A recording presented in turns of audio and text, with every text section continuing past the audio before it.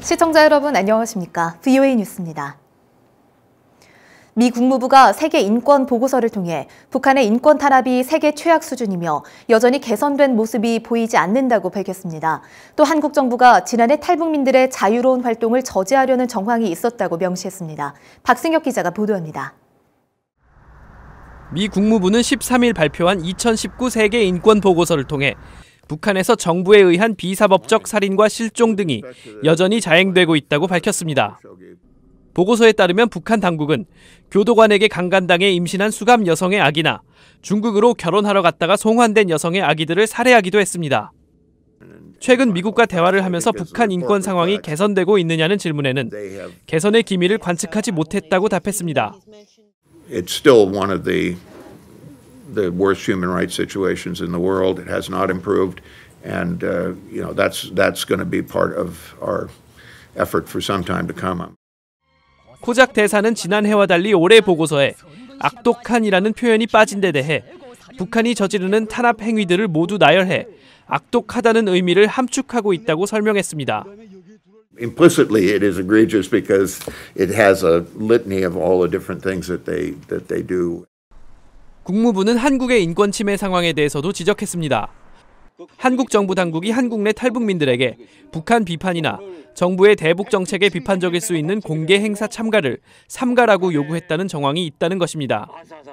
또 한국 정부가 지난해 10월 탈북민 출신 기자의 남북 고위급 회담 취재를 막은 것은 언론 자유 침해의 사례로 지적됐습니다. 마이크 폼페이오 국무장관은 인권 침해가 적국에서만 벌어지는 일이 아니라면서 동맹이라도 지적할 것이라고 밝혔습니다. Even some of our friends, allies, and partners around the world have human rights violations. We document those reports with equal force. 국무부는 북한 정권이 인권 탄압 행위자들에 대한 처벌도 하지 않으면서 인권 개선 노력 없이 오히려 책임만 회피하고 있다고 강조했습니다. VOA 뉴스 박승혁입니다. 미국 상원 의원들은 앞으로 북한과의 협상에 진전을 끌어내기 위해서는 대북 제재의 강력한 이행을 강조하고 있습니다.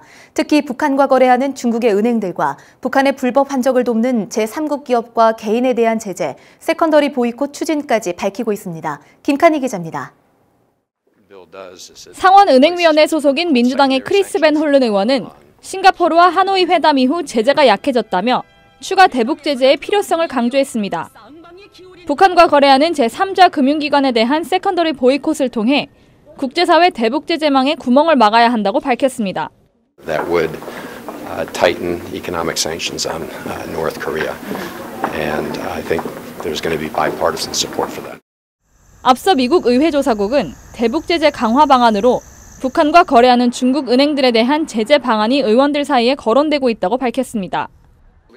외교위원회 소속 공화당 마르코 루비오 의원은 북한의 불법 해상 환적을 돕는 개인과 기관에 3자 제재를 가하는 방법이 모색되고 있다고 말했습니다. It's pretty hard to put more sanctions other than those things that are happening out in open sea where they're creating these transfers. So there's a chance for some secondary sanctions there. 기존 제재의 강력한 이행도 강조됐습니다. 상원 군사위원회 소속 민주당 간사인 잭 리드 의원은 제재가 북한을 대화 테이블로 끌어낸 만큼 중국을 포함한 영내 국가들의 현재 대북 제재 이행이 중요하다고 강조했습니다. The enforcement is the key, and making sure that our regional powers are also enforcing them, like the Chinese and others. But that I think is going to be the one pressure point that gets us back to where we can start talking seriously. 최근 코리 가드너 공화당 상원 의원도 대북 금수 조치를 의무화하고 이를 위반하는 제3국의 개인이나 기업에 세컨더리 보이콧을 부과하는 내용의 법안을 재상정할 것이라고 밝힌 바 있습니다. 하노이 회담을 통해 북한의 비핵화 의지가 없음을 확인한 의원들은 북한을 압박하기 위한 세컨더리 보이콧 제재 입법 추진을 가속화하고 있습니다. VOA 뉴스 김칸희입니다. 미국 의회조사국은 2차 미북 정상회담 합의 결렬 후 평가 보고서를 통해 북한 영변 핵시설 폐기가 북한의 핵물질 생산 능력 제거는 아니라고 지적했습니다. 의회조사국은 지난주 발간한 보고서를 통해 이같이 밝히면서 미국 정보당국도 영변 이외에 추가적인 우라늄 농축시설이 존재하는 것으로 본다고 강조했습니다. 또 김정은 위원장이 여러 번 약속한 완전한 비핵화가 구체적으로 어떤 의미인지 미북 간 공통된 인식이 없었으며 북한이 보유한 전체 핵물질과 무기, 시설에 대한 신고 여부도 불투명했다고 지적했습니다. 마이크 폼페오 미 국무장관은 북한이 김정은 위원장의 비핵화 약속을 여전히 이행하지 않고 있다고 지적했습니다.